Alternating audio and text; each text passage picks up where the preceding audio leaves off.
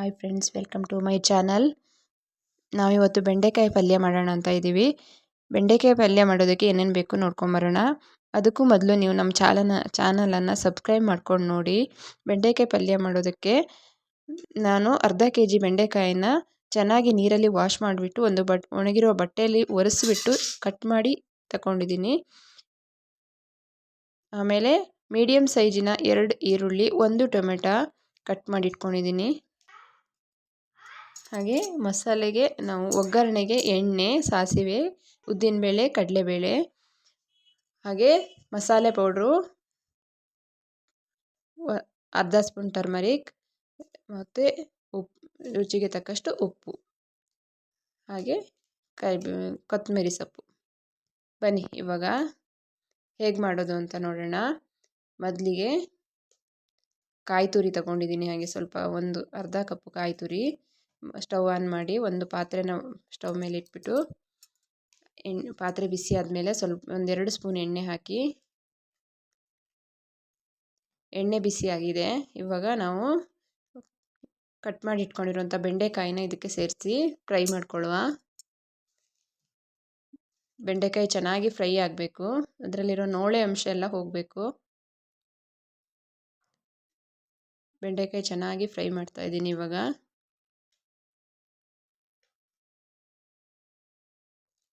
ಇವಾಗ ಬೆಂಡೆಕಾಯಿ ಫ್ರೈ ಆಗ್ತಾ ಇದೆ.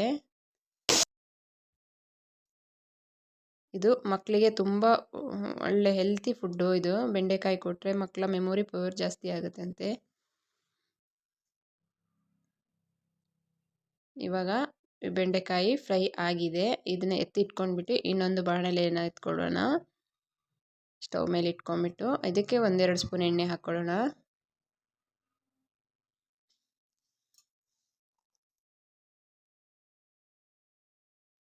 ಇದಕ್ಕೆ ಇವಾಗ ಸಾಸಿವೆ, ಅರ್ಧ ಸ್ಪೂನ್ ಸಾಸಿವೆ, ಉದ್ದಿನಬೇಳೆ,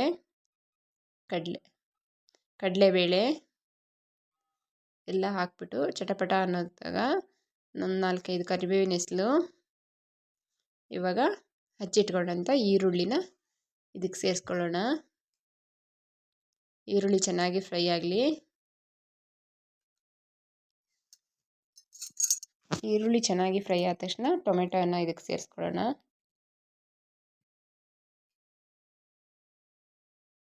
ಟೊಮೆಟೊ ಕೂಡ ಈರುಳ್ಳಿ ಟೊಮೆಟೊ ಎಲ್ಲ ಫ್ರೈ ಆಗ್ತಾ ಇದೆ.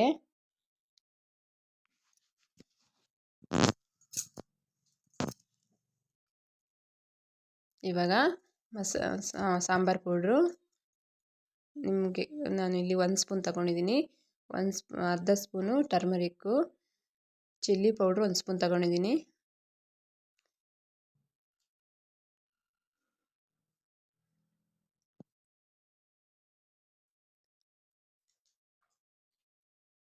ಜೀರಿಗೆ ಪೌಡ್ರು 1/4 ಸ್ಪೂನು.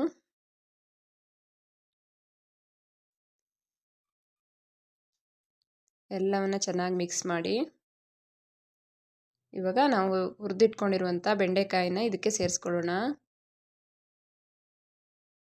ಬೆಂಡೆಕಾಯಿ ಹಾಕ್ಬಿಟ್ಟು ಚೆನ್ನಾಗಿ ಮಿಕ್ಸ್ ಮಾಡಬೇಕು.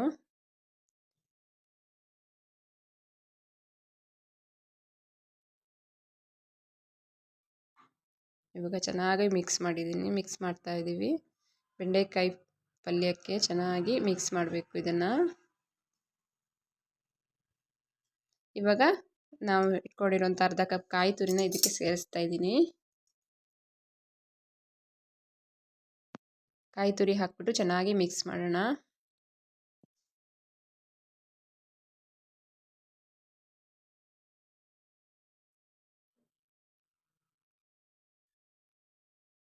ಎಲ್ಲ ಚೆನ್ನಾಗಿ ಮಿಕ್ಸ್ ಆಗಲಿ.